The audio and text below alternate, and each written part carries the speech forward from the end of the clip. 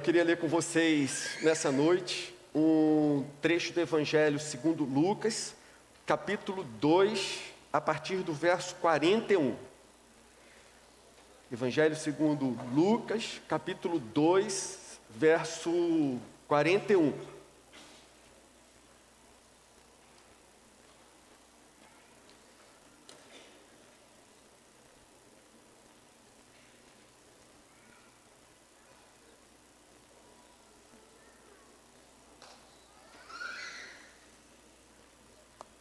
Vocês acharam, gente? A maioria achou. Então faz o seguinte, dá uma olhada para a pessoa que está do seu lado, vê se você sabe o nome dela. Se não souber, pergunta. Se souber, deseje uma boa noite, fale uma coisa que abençoe a sua vida. Isso aí. E antes de nós lermos o texto, nós vamos fazer uma oração, pedindo a bênção de Deus. Senhor amado, obrigado pela Tua palavra que vamos ler, pelo registro fiel da história, da profecia, da palavra de Deus. Obrigado porque a Tua palavra atravessou séculos, mas chegou com a mesma fidelidade, o mesmo poder de transformar com que ela foi redigida, com que ela foi escrita. Então nessa noite, Senhor, mais uma vez, fala aos nossos corações, sopra o Teu Espírito sobre nossas vidas, opera um mover novo entre nós. Nós precisamos de Ti, Senhor, e oramos dessa maneira em nome de Jesus. Amém. Lucas 2, a partir do verso 41, diz assim: todos os anos, seus pais iam a Jerusalém para a festa da Páscoa. Quando ele completou 12 anos de idade, eles subiram à festa, conforme o costume. Terminada a festa, voltando seus pais para casa, o menino Jesus ficou em Jerusalém sem que eles percebessem. E pensando que ele estava entre os companheiros de viagem, caminharam o dia todo. Então começaram a procurá-lo entre seus parentes e conhecidos. Não o encontrando, voltaram a Jerusalém para procurá-lo. Depois de 3 dias, o encontraram no templo, sentado entre os mestres, ouvindo-os e fazendo-lhes perguntas. Gente, esse relato ele é bem conhecido por nós. Então, o que acontece? João e Maria vão ao templo por ocasião da Páscoa, para comemorar aquela festividade, era o seu costume fazer assim, mas ao voltar para casa, eles não se dão conta de que Jesus não veio atrás deles. E o texto diz que eles caminharam ao longo de todo um dia, pensando que Jesus os acompanhava. No entendimento deles, Jesus os seguiria aonde quer que eles fossem. Então eles demoraram para perceber que Jesus não estava mais ali. Então eles retornaram para reencontrá-lo. E eles agora o procuraram por 3 longos dias até que o reencontraram.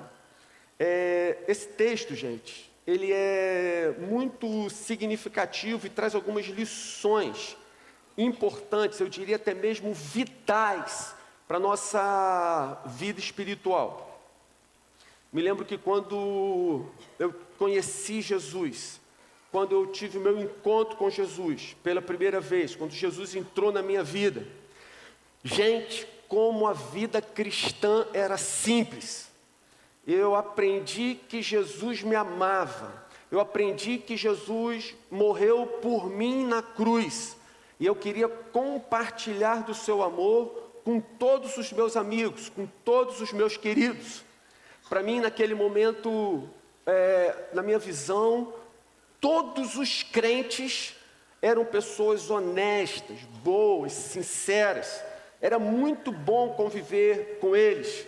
Tudo que os crentes faziam, com certeza, era para glorificar a Deus. era para honrar Jesus, era para implantar o reino. Eu tinha lido na Bíblia que Deus tinha prazer em responder às nossas orações, e eu orava, e Deus realmente respondia às minhas orações. Eu contava os minutos para chegar em casa, abrir a minha Bíblia e me deleitar. Eu tinha certeza absoluta que Deus, mais uma vez, ia falar comigo. Mas, à medida que o tempo foi passando, parece que a vida cristã minha foi perdendo a simplicidade. Aí eu vou falar geral. Parece que à medida que nós vamos caminhando com Jesus, a nossa vida cristã vai perdendo essa simplicidade de orar, ler a Bíblia e ter comunhão. De repente, isso é fato, eu me vi responsável por organizar um retiro, poucos meses depois de eu ter me convertido. Ali, não no retiro, mas na medida que o tempo foi passando, eu fui percebendo que nem todos os crentes eram tão honestos, nem tão sinceros, nem que tudo que faziam era exatamente para a glória de Deus. Alguém me deu um livro de teologia sistemática e me falou, lê aí que isso daí vai explicar muito melhor a Bíblia.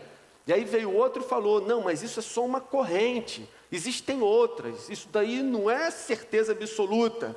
E de repente, dom do Espírito, existe, não existe, fala em língua, não fala, sobe um monte, não sobe, críticas às denominações, reclamações de uma maneira geral do meu querido pastor. Eu começava a ouvir esse tipo de coisa, percebi uma ou outra panelinha, e à medida que a gente vai conversando, parece que as coisas vão ficando extremamente complexas, muito complicada essa vida cristã, até que um dia eu me dou conta de que aquela vida simples, no início, como eu disse, de orar, ler a Bíblia, ter comunhão, parece que não existe mais, não a encontramos mais. Você pode fazer o favor de abrir sua Bíblia, no segundo livro de Samuel, capítulo 15, verso 6. Segundo livro de Samuel, capítulo 15, verso 6.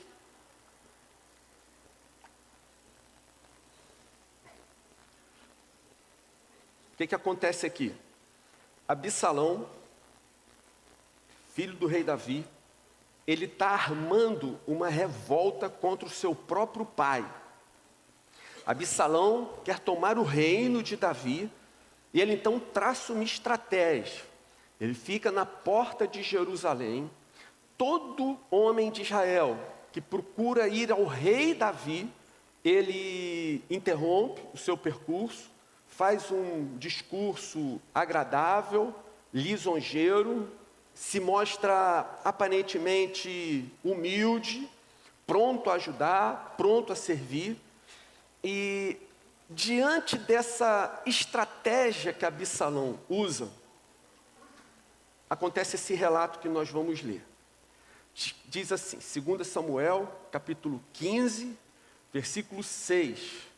Absalão agia assim com todos os israelitas que vinham pedir que o rei lhes fizesse justiça. Assim, ele foi conquistando a lealdade dos homens de Israel. Agindo assim, ele foi conquistando a lealdade dos homens de Israel. Ou seja, aqueles homens, eles eram fiéis, leais ao rei Davi. Era ele que buscava, era ele que admirava, era ele que tinham como autoridade, era ele que respeitavam, que o tinham como rei. No entanto, Absalão agia astutamente. E dessa forma ele ia trabalhando o coração daqueles homens, mexendo com a necessidade deles, brincando com a esperança deles, e agindo dessa maneira, Absalão conseguiu que o povo de Israel deixasse de ser leal a Davi, o verdadeiro rei legítimo, ungido pelo Senhor, e se unissem a ele. Então, na versão revista e atualizada, eles usam uma outra, eles traduzem o mesmo texto de uma outra forma. E eles dizem assim: agindo dessa maneira, Absalão furtava o coração dos homens de Israel. Absalão furtava o coração dos filhos de Israel. O verbo em hebraico é esse. Parece que a tradução mais antiga foi mais ao pé da letra. O verbo no hebraico significa furtar, levar embora. Então, Absalão furtava o coração dos filhos de Israel. Se você já teve um carro roubado, uma carteira roubada, um telefone celular, etc., e você foi dar queixa na delegacia, você aprendeu que existe uma diferença entre roubo e furto. Primeira vez que eu fui lá, dar queixa, moço, roubaram o meu carro. Como assim? Chegou alguém com arma na sua cabeça, mandou você sair, tirou você do carro? Não, eu deixei o carro estacionado, saí, quando eu voltei não estava mais. O policial, educadamente, de uma maneira geral, respondeu assim: então isso não é roubo, isso é furto. Eu falei assim: obrigado, porque eu não podia viver sem aprender esse fato. Até porque um dia eu falaria sobre ele lá na igreja. Mas a verdade é que o roubo acontece quando há o uso de violência, algum tipo de coerção. O furto é uma coisa mais sutil. É possível que a gente tenha uma carteira roubada, um celular roubado, um relógio roubado, e a gente leve talvez horas para perceber, talvez dias. Talvez exista alguma coisa que nos seja furtada em algum momento da vida, que a gente nunca vai sequer perceber que aquele furto aconteceu. Foi uma coisa sorrateira, sutil, nós não percebemos. O dia que nos damos conta a respeito daquilo, pensamos: será que eu larguei minha carteira lá no mercado, no posto de gasolina, ficou no último lugar onde eu comprei? Eu não estou mais achando ela. Eu demoro a entender que eu fui furtado. Ela simplesmente desapareceu. Quanto tempo leva para perceber que o celular foi levado, que a carteira foi levada? O carro é uma coisa mais fácil. O que a Bíblia diz é que não apenas a carteira, o celular, o carro podem ser furtados, mas que as almas e os corações das pessoas também podem. Então, da mesma forma que podem furtar, como eu disse, carteira, celular, relógio, até um automóvel, e eu posso levar algumas horas, alguns dias para perceber que isso aconteceu. Em algumas situações mais extremas, eu posso levar toda uma vida sem jamais saber que fui furtado. O que a Bíblia diz é que nós podemos continuar vivendo, tendo a nossa alma, o nosso coração, tendo sido arrancados de nós, furtados, levados, e nós continuamos andando, vivendo, nos relacionando, como se tivesse tudo absolutamente normal. Levaram o nosso coração, desapareceram com a nossa alma, mas nós não nos damos conta disso. Continuamos levando a vida como se absolutamente nada demais tivesse acontecido. Furtaram. Então estamos levando a vida. Não percebemos ainda que houve uma perda, um buraco no peito, um rombo por dentro. No texto que nós lemos, Jesus não foi propriamente furtado de Maria e José, claro, mas José e Maria o perderam. E José e Maria levaram um longo tempo para perceber isso. Eles caminharam o caminho de um dia até descobrir que Jesus não vinha atrás deles. Então, essa situação, ela espiritualmente é muito parecida, porque em ambos os casos, nós pensamos que estamos indo bem, nós achamos que estamos no caminho, nós imaginamos que nosso relacionamento com Deus continua consistente, sem nos darmos conta de que Jesus não está mais ali, de que Jesus não faz mais parte das nossas vidas, de que Jesus não nos influencia mais, que Jesus não nos empolga mais, que Jesus não faz mais tanta diferença para nós. Há muito, Jesus deixou de ser a razão das nossas vidas, o amado das nossas almas, o amigo sempre presente. O grande engano de Maria e José foi achar que Jesus viria automaticamente atrás deles, que bastaria que eles caminhassem, porque Jesus os seguiria.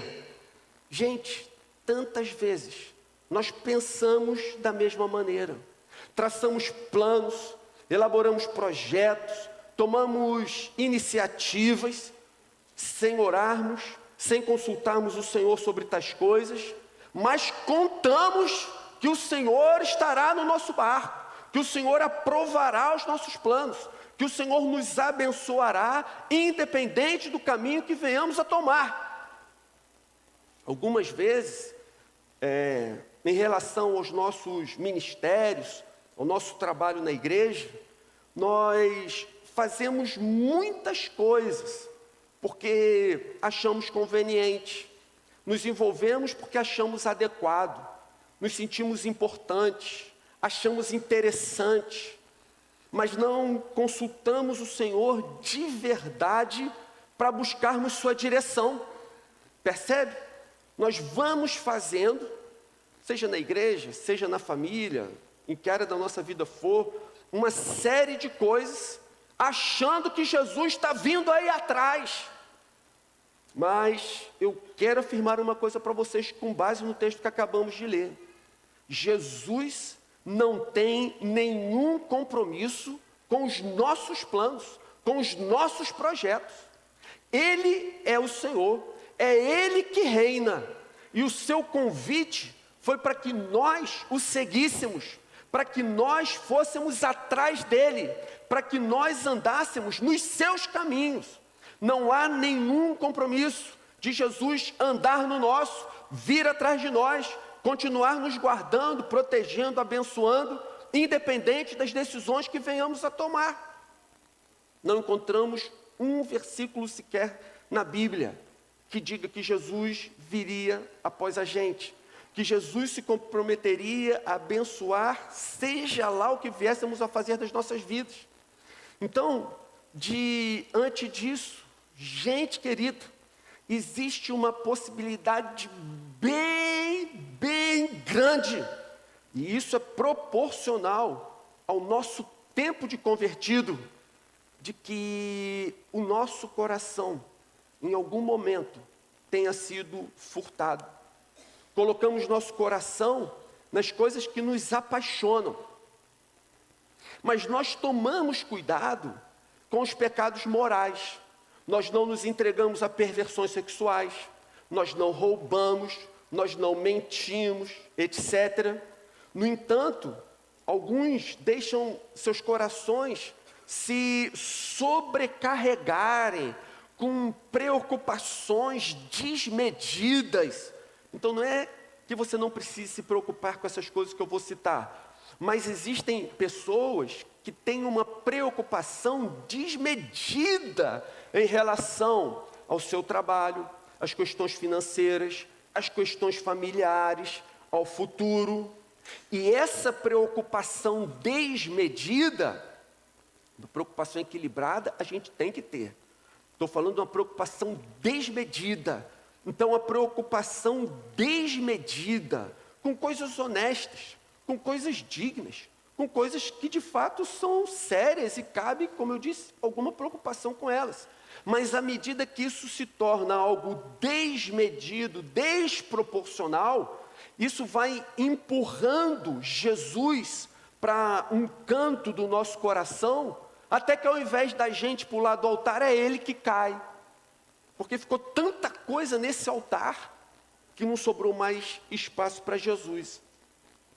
Alguns começam bem seus ministérios, fazendo seu trabalho na igreja, de todo o coração para o Senhor, mas com o passar do tempo, deixa que algumas comparações lhe tomem o coração. Então, às vezes o coração é tomado de inveja, às vezes o coração é tomado de mágoa, às vezes o coração é tomado de rancor, de ressentimento. Nem percebe, mas em meio a toda bonita atividade que desempenha, Jesus já ficou esquecido lá atrás. Jesus ficou no passado. Há anos que não se dá conta de que Jesus não está mais ali, no meio de todas aquelas atividades, por mais espirituais e bonitas que pareçam. Eu conheço a história de um pastor na Inglaterra, muito requisitado, muito solicitado para palestras em todo o país. De repente ele descobriu que estava com câncer, um câncer agressivo, e a doença evoluiu com muita rapidez. Esse pastor, muito usado, muito conhecido, de repente começou a desfazer a sua agenda. E à medida que ele ia cancelando os seus compromissos, ele relatou: ficou um grande vazio, disse ele. As fotos na companhia de pessoas famosas, os diplomas na parede, os grandes auditórios, agora não significam nada. Ficou apenas um grande vazio. Há muito que eu não percebo a presença maravilhosa de Jesus ao meu lado. Pastor muito usado. Falava para multidões. Mas quando o câncer se agravou e ele viu que seus dias estavam contados, ele se deu conta de que havia esquecido Jesus em algum lugar do passado. Jesus tinha sido muito bom para ele, mas agora ele não sabe aonde ele ficou. Na hora que ele mais precisou, que se lembrou: eu vou buscar aquele que pode todas as coisas. Ele falou: eu não sei onde eu o deixei. Ele ficou perdido lá atrás. José e Maria caminharam um dia inteiro sem sentir falta de Jesus. Nós podemos estar tão envolvidos, tão atarefados, em tantas preocupações, que nós já estamos caminhando talvez mais de um dia, uma semana, um mês, 2 anos, 5 anos, ativos na igreja. As pessoas nos olham, nos parabenizam. Mas se nós sondarmos o nosso coração, nós vamos ver que é possível nós estarmos totalmente envolvidos com algo, mas longe, bem distante de Jesus. Eu já falei aqui em outras ocasiões do livro Atrevi-me a Chamar-lhe Pai, de Bill Shake. Bill Shake foi filha do ministro do exterior do Paquistão. Do Paquistão, né? Alguém lembra? Paquistão mesmo?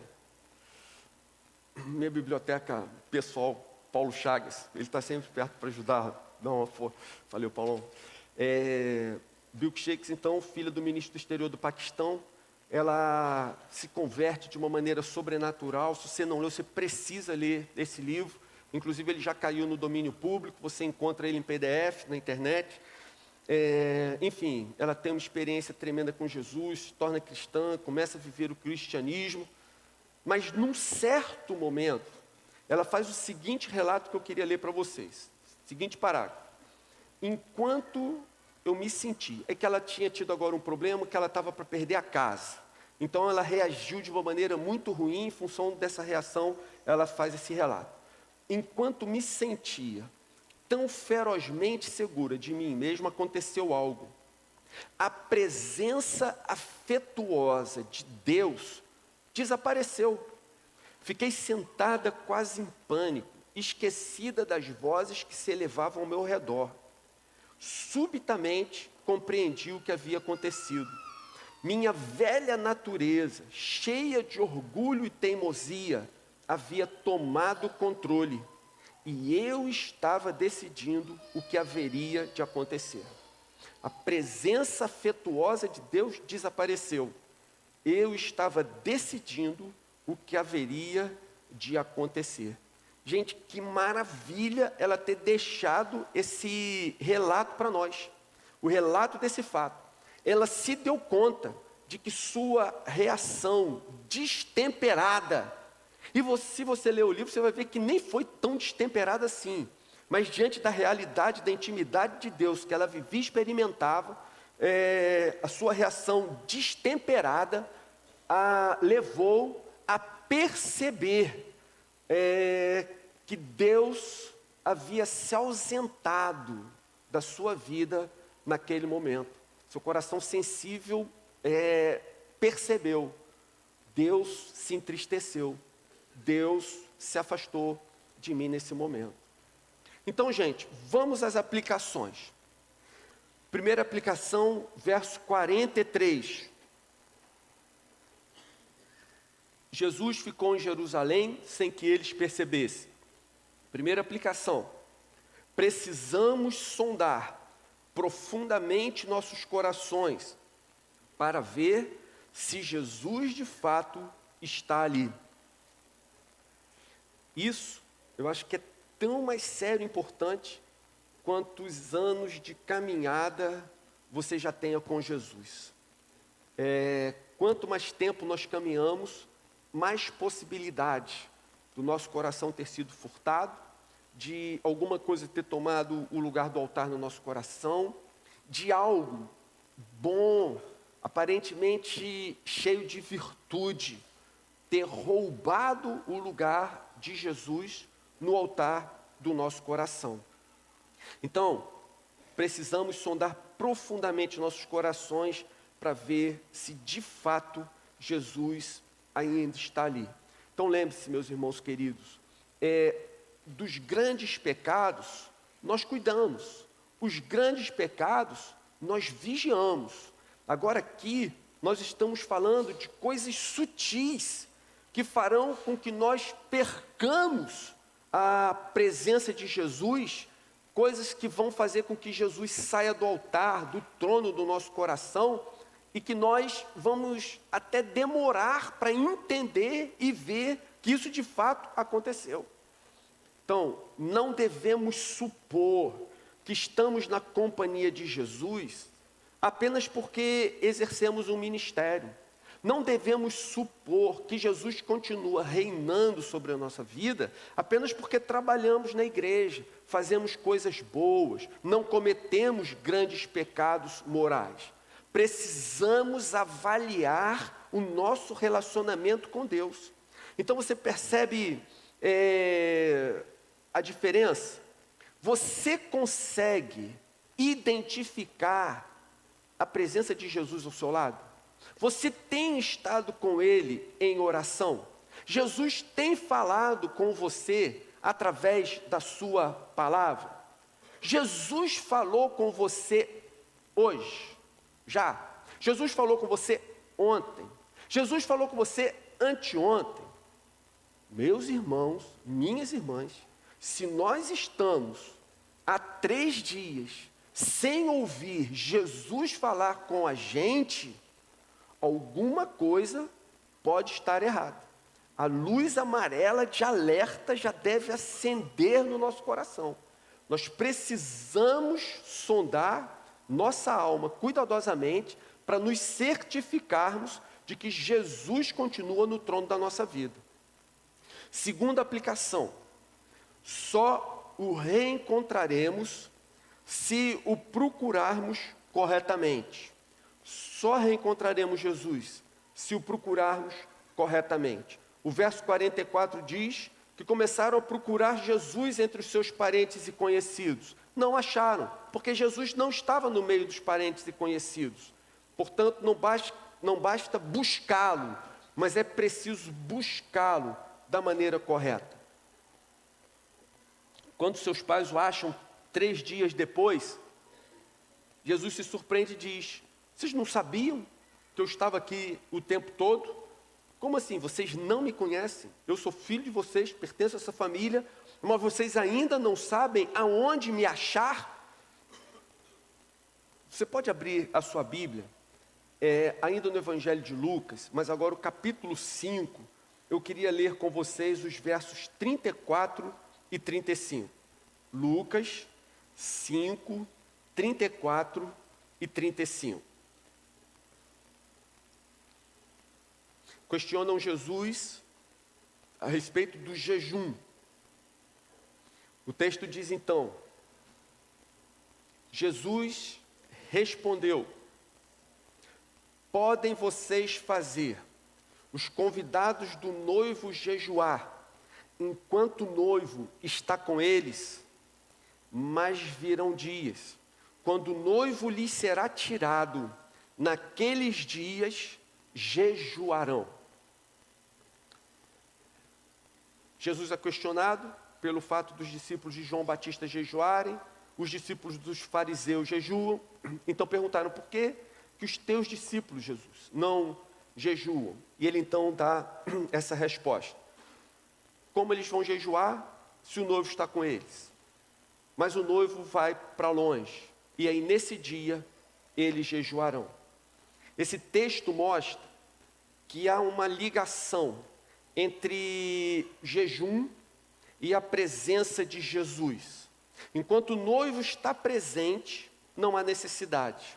Mas quando o noivo se afasta, os discípulos devem jejuar. Nós devemos jejuar todas as vezes que percebermos que Jesus não está por perto. Essa é a lição desses versículos. Eles não vão jejuar enquanto o noivo está presente. Mas dias virão em que o noivo vai para longe. Quando nós devemos jejuar? Sempre que nós percebermos que o noivo está distante. Nós devemos jejuar toda vez que nós percebermos que a presença de Deus não está tão próxima. O jejum, gente, não é para nós barganharmos com Deus. O jejum não é um sacrifício auto-infligido para nós conquistarmos a simpatia de Deus. O jejum não existe para Deus ficar com pena de nós. Mas o jejum cristão é a fome que brota da saudade de Deus. É isso que o texto ensina. O noivo foi para longe. Eu morro de saudade do meu amado.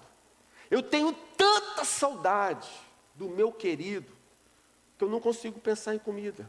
Eu não consigo me alimentar. O amor que eu sinto pelo meu Deus, pelo meu Salvador, me faz perder a vontade de comer, de beber, tira até a vontade de navegar na internet. A saudade de Deus deve ser de tal maneira que deve mexer com a nossa vontade de acessar Facebook, Instagram, ver novela, assistir TV, comer sorvete de chocolate, beber Coca-Cola, jogar videogame. Gente, o noivo se ausentou. Eu não consigo viver sem estar na sua presença.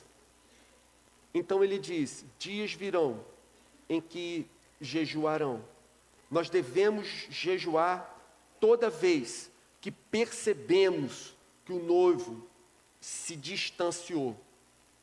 O jejum cristão, ele vai revelar o que mantém o controle sobre nós. O jejum cristão vai revelar o que pode ter tomado o altar do nosso coração. Existe alguma coisa, das que foram citadas aqui, ou alguma outra que Deus está te incomodando nesse momento, que para você seria horrível se Deus pedisse que você entregasse isso em sacrifício a Ele no seu altar? Então, coloque diante de Deus. Pode ser que Deus venha requerer um jejum seu a respeito de tal assunto. Há uma fome intrínseca, natural, por Deus dentro de nós. Todo ser humano tem uma fome, uma sede, uma saudade, uma vontade de conhecer o Senhor. Quando nós jejuamos, esse apetite pode ficar mais forte. Percebe? A gente começa a andar com Deus, começa a andar com Jesus, a gente se acostuma com a sublimidade das coisas santas, sagradas. Essas coisas já não produzem mais tanta emoção no nosso coração, mas quando nós jejuamos, essas coisas voltam. A paixão, ela é retomada no nosso coração. Aquela fogueirinha que já está quase apagando, ela se incendeia de novo.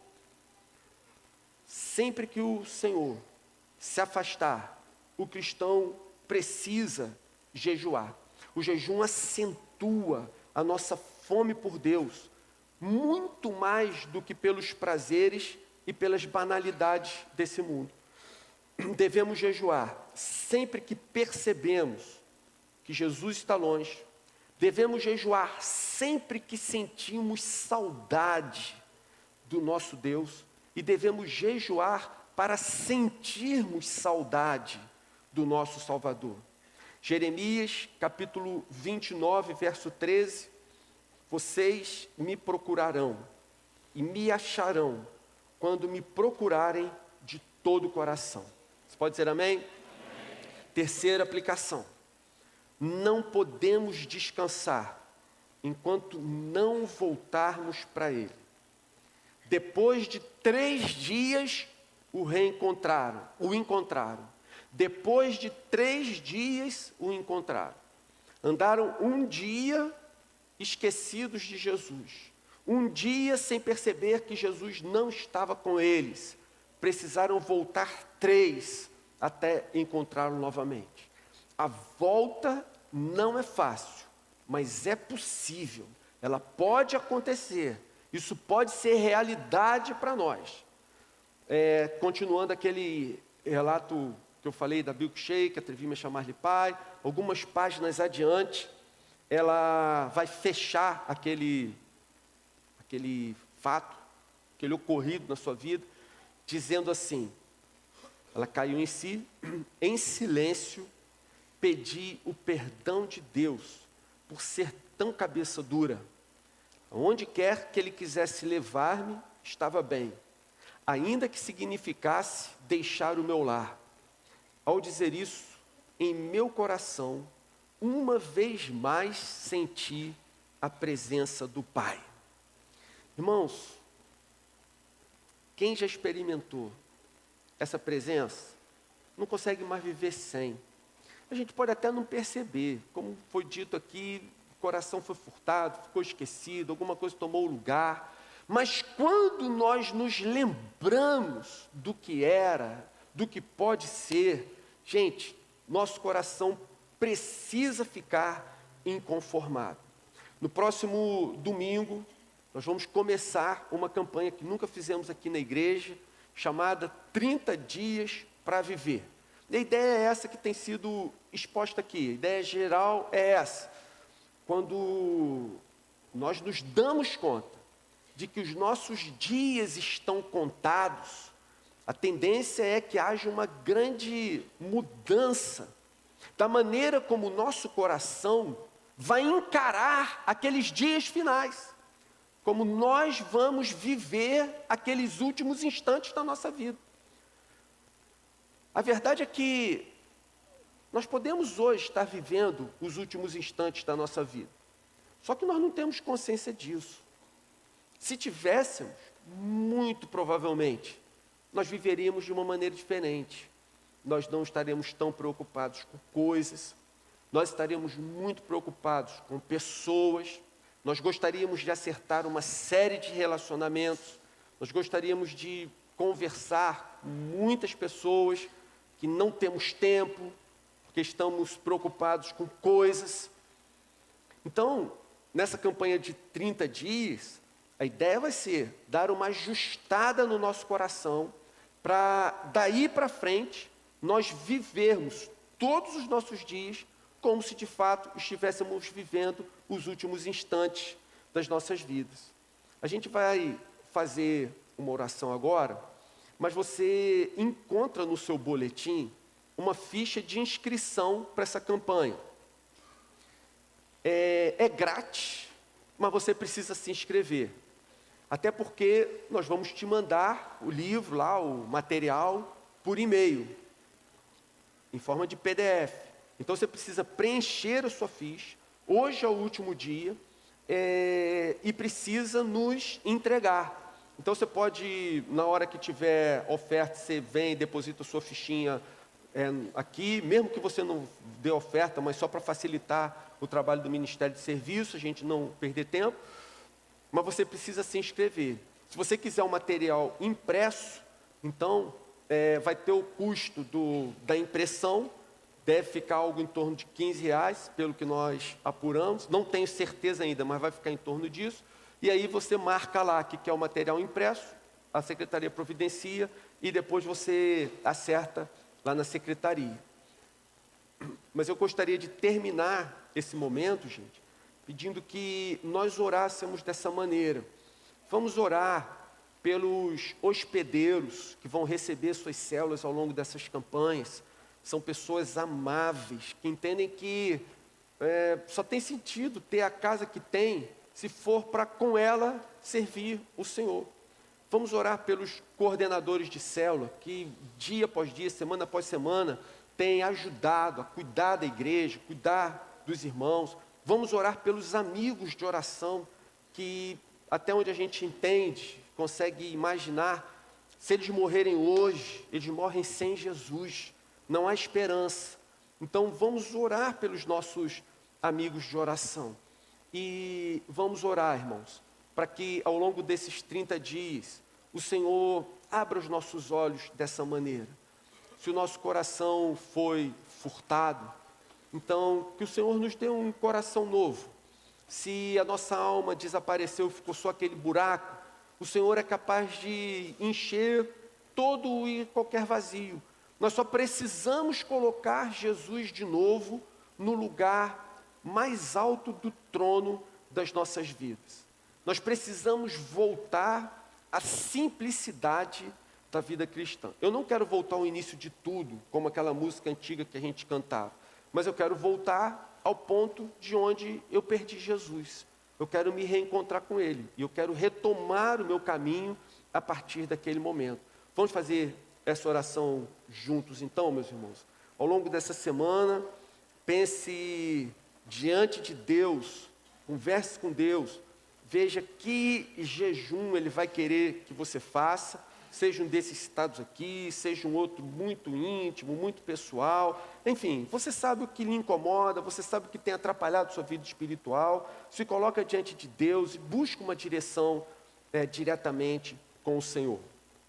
Meu Deus querido, colocamos nossas vidas em Tuas mãos nesse momento, e esse assunto, Senhor, ele é muito importante. Existem pessoas que nunca conheceram o Senhor, nós já experimentamos o que é viver na Tua presença, ter um coração cheio e pleno, mas pode ser, Senhor, que alguns de nós tenhamos tido o coração furtado, não nos demos conta, mas obrigado, Senhor, porque o Senhor nos alertou, e agora queremos retomá-lo, queremos voltar para aquele ponto em que, por algum motivo, a vida cristã se tornou complicada, difícil, chata, e queremos voltar àqueles momentos de comunhão intensa com o Senhor, a simplicidade de crianças, que têm certeza que o Pai as protegerá, cuidará delas, estará atento às suas necessidades. Queremos voltar a descansar no Senhor, queremos sair de todo esse meio institucional, às vezes tão confuso, e queremos retomar essa comunhão, Senhor. Opera isso em nossas vidas, ajuda-nos a voltarmos dessa maneira. Queremos reencontrar o Senhor, lá onde o deixamos, mas queremos fazer isso imediatamente. Não queremos mais continuar longe do Senhor. A nossa alma sente saudade. Nós amamos o Senhor e queremos estar com o Senhor hoje e para todo sempre. Então, Senhor, abençoa a ceia, esse momento em que vamos reafirmar o nosso compromisso contigo. Mais uma vez, o teu Espírito trabalhe em nossos corações e nos mostre aquilo que precisamos acertar. Faz assim, Senhor. Nós te pedimos e agradecemos em nome de Jesus. Amém.